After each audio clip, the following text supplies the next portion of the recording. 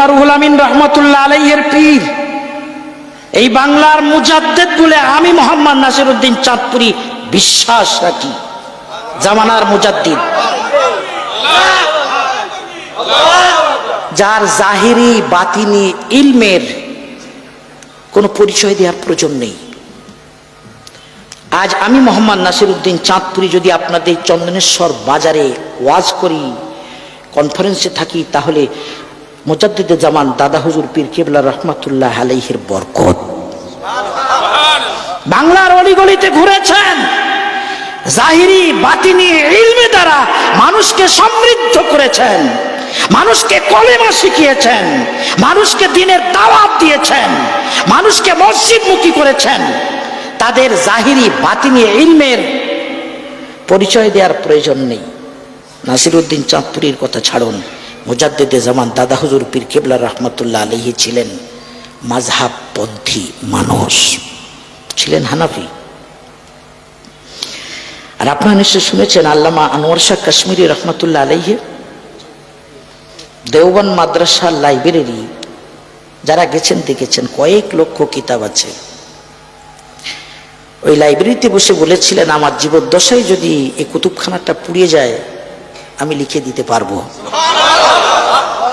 বুখারী শরীফের 6 খণ্ডের আরবি ব্যাখ্যা গ্রন্থ আছে তার, ফাইজুল বারি আলা সাহিহিল বুখারী, আরবিতে 6 খণ্ডের বুখারী শরীফের ব্যাখ্যা গ্রন্থ পড়ে দেখবেন। আমাদের আহলে হাদিস ভাইদের শেখ নাসিরউদ্দিন আলবানী তিনি এক জায়গায় লিখেছেন যে আল্লামা আনোয়ার শাহ কাশ্মীরির কিতাবে তুমি সেই ইলম পাবে যে ইলম প্রাচীন যুগের ইমামদের কাছে পাওয়া যেত। সে আল্লামা আনোয়ার শাহ কাশ্মীরি রহমাতুল্লাহ আলাইহি বলতেন, মুঝে মজহবে হানাফিয়ত पर शरह सदर हासिल है। মানে হানাফি মাযহাবের মাসলা মাসাইল কোরআন সুন্নাহর একদম নিকটতম, এ বিষয়ে আমি আনোয়ার শাহ কাশ্মীরি খুব ইয়াকিন রাখি, আমার মন প্রসন্ন, আমার বিশ্বাস এটাই। হানাফি ছিলেন নাসিরউদ্দিন চাঁদপুরি। হানাফি তো এতে আপনি অবাক হচ্ছেন কেন? বসিরহাটের বড় মাওলানা আল্লামা রুহুল আমিন রহমাতুল্লাহ আলাইহি, উনি ছিলেন যুগশ্রেষ্ঠ মুহাদ্দিস, হানাফি মাযহাবের ব্যারিস্টার, মস্ত বড় ফকিহ। তিনি মাযহাব মানতেন, শুধু মাযহাব মানতেন তা নয়, তিনি ছিলেন হানাফি। তিনি কত বড় আলিম ছিলেন, তার লেখা শতাধিক কিতাব আজ আমাদের সামনে হাজির আছে। তিনি চলে গেছেন, তার কিতাব কথা বলছে।